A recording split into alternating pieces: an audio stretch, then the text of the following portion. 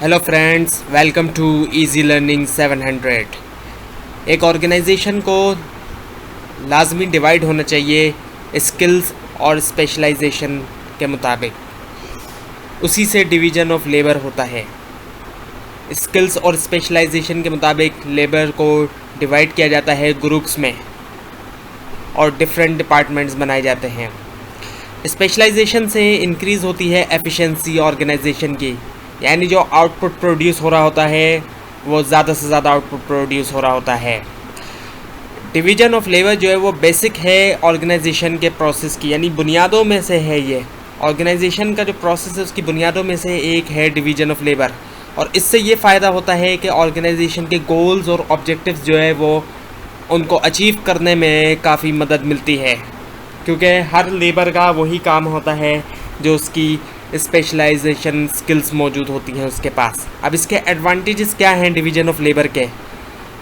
Skill and expert, इससे क्या फ़ायदा होता है कि स्किल जो है, स्किल वर्कर जो है वो एक्सपेंड्स होते हैं, उनकी तादाद में इजाफा होता है।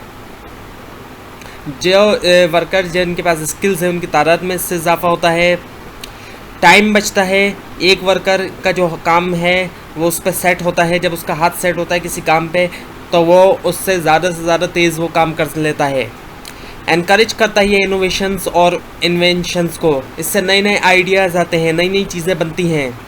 इससे प्रोडक्टिविटी इन्हेंस होती है, ज़्यादा से ज़्यादा चीज़ें बनती हैं इससे।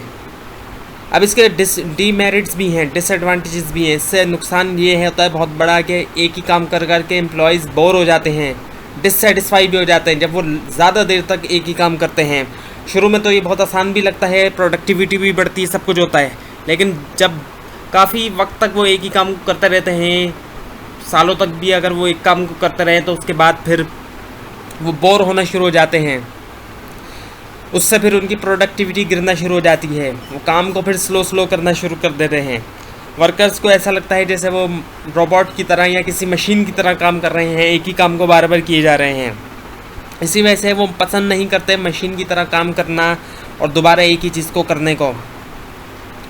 एक स्टडी ने ये भी बताया कि वर्कर जो है वो डिवीज़न ऑफ लेबर से जो है वो वर्कर जो है वो डल हो जाते हैं और फ्रस्ट्रेट भी हो जाते हैं। अब कुछ ऐसे स्टेप्स हैं जिनके ज़रिए जो इसके नुकसानात हैं डिवीज़न ऑफ लेबर के, उनको ओवरकम किया जा सकता है, उनको ख़त्म किया जा सकता है। उसमें है जॉब एनलार्जमेंट, जॉब रोटेशन और पार्टिसिपेशन। अब देखते हैं इन सब की डिटेल एक एक करके। जॉब एनलार्जमेंट क्या है? ये डिवाइडिंग वर्क का अपोजिट है, यानी डिवीज़न ऑफ लेबर का अपोजिट है। जो divide, actually division of labour नहीं बल्कि वर्क जो डिवाइड किया जाता है डिवीज़न ऑफ लेबर के अंदर, उसका अपोजिट है। इसके ज़रिए एक्सटेंड की जाती हैं जो वर्कर की रिस्पॉन्सिबिलिटीज़ होती हैं और जो ड्यूटीज़ होती हैं, जो उनको काम करना है, जो और जो उनकी रिस्पॉन्सिबिलिटीज़ हैं उनमें इजाफा किया जा रहा है। एक से ज़्यादा उनको काम दिया जाता है करने के लिए। अब उससे फ़ायदा क्या होता है? उनको ट्रेनिंग भी ज़्यादा मिलती है, क्योंकि एक से ज़्यादा चीज़ जब वो करते हैं तो फिर ट्रेनिंग भी उनको ज़्यादा मिलती है।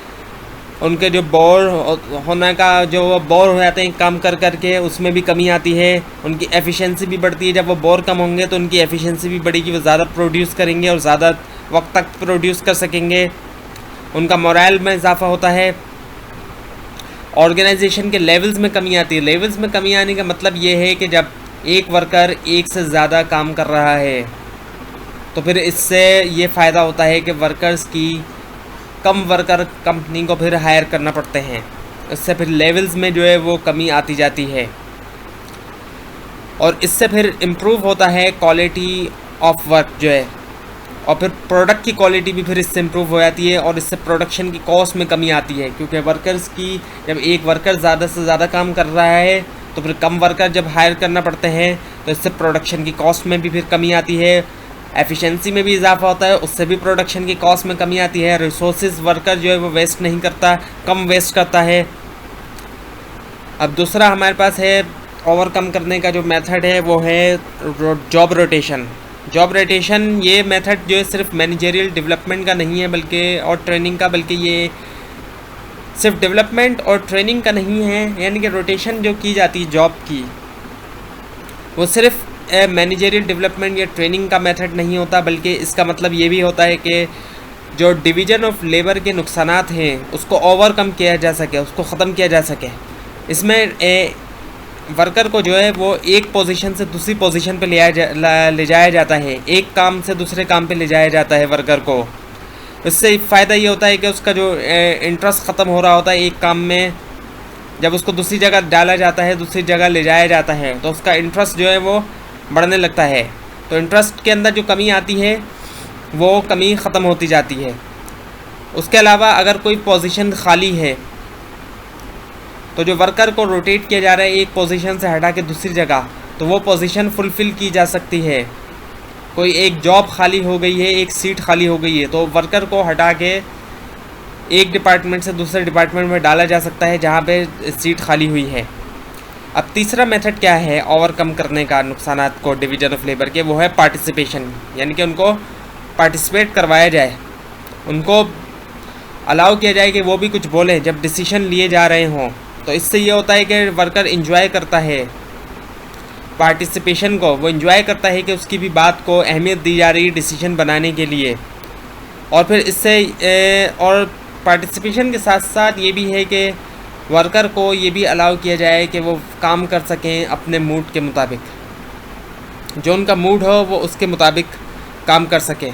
जब वर्कर अपने मूड के मुताबिक काम करेगा, काम करे टाइम पे लेकिन करे अपने मूड के मुताबिक, तो इससे फिर फ़ायदा ये होता है कि वर्कर की एफिशिएंसी में इजाफा होता है, जो उसका इंटरेस्ट में कमी आ रही होती है उसमें भी फिर इंटरेस्ट दोबारा उसका बढ़ना शुरू होता है।